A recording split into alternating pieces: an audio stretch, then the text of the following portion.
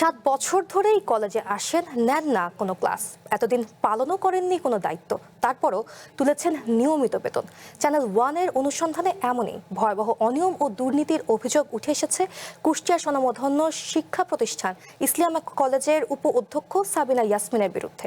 জানিয়ে শিক্ষার্থীদের মধ্যে দেখা দিয়েছে মিশ্র প্রতিক্রিয়া। দাবি তুলেছেন এই অনিয়মের বিরুদ্ধে ব্যবস্থা নেয়ার।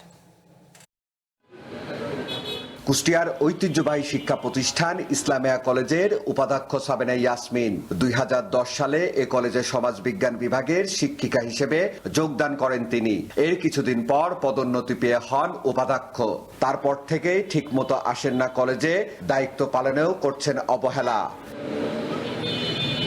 চ্যানেল ওয়ানের অনুসন্ধানে পাওয়া কলেজ হাজিরা খাতার তথ্য বলছে, এই শিক্ষিকা 2019 সাল থেকে আসেন না কলেজে। ছুটি না নিয়েই দীর্ঘদিন ধরে রয়েছেন আমেরিকায়। তবে প্রতি মাসে নিয়মিত তুলছেন বেতন। দায়িত্ব পালন ছাড়াই 7 বছর বেতন হিসেবে তুলেছেন প্রায় 30 লক্ষ টাকা। জানাজানির পর শিক্ষক শিক্ষার্থীদের মধ্যে চলছে আলোচনা সমালোচনা। নির্মাণে নাম্বার 1 শাহ সিমেন্ট।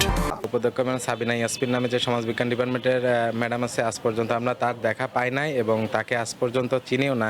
1-1.5 বছর তাকে কলেজে দেখি না। উনি বেতন নিয়মিত পান, কিন্তু সর্বশেষ কোন মাসের বেতন তুলেছে এটা আমাদের জানা নাই। শিক্ষকরা বলছেন, দায়িত্ব পালন না করে একজন শিক্ষকের এমন সরকারি সুবিধা নেওয়া সম্পূর্ণ অনৈতিক। এই ঘটনার জন্য এই শিক্ষিকার বিরুদ্ধে আইনগত ব্যবস্থা নেওয়ার দাবি তাদের। একজন শিক্ষক হিসেবে সে অনুপস্থিত থেকে প্রতিষ্ঠান থেকে বা সরকার থেকে এই সুযোগ সুবিধা নেওয়া এটা মোটেও ঠিক নয়, এটা অনৈতিক কাজ। আমরা চাই যে সুষ্ঠু তদন্ত হোক এবং এ যদি বৈধ হয় তাহলে হবে, বৈধ না হলে তার শাস্তি হোক।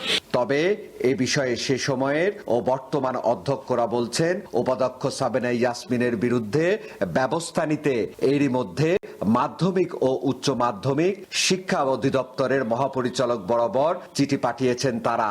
অনুমতি ছাড়া 6 মাস বা তার বেশি কেউ যদি অনুপস্থিত থাকে তাহলে তার বেতন ইন্ডেক্স বাতিল অথবা স্থগিত করার প্রয়োজনীয় ব্যবস্থা গ্রহণ করা হবে এবং সেভাবে আমরা রেজুলেশন করে আমরা ডিজি মহোদয়কে সেটা প্রেয়ার দিয়েছি। আমরাও চিঠি করবো, এটা রেজুলেশন করে এটা অন্যায়।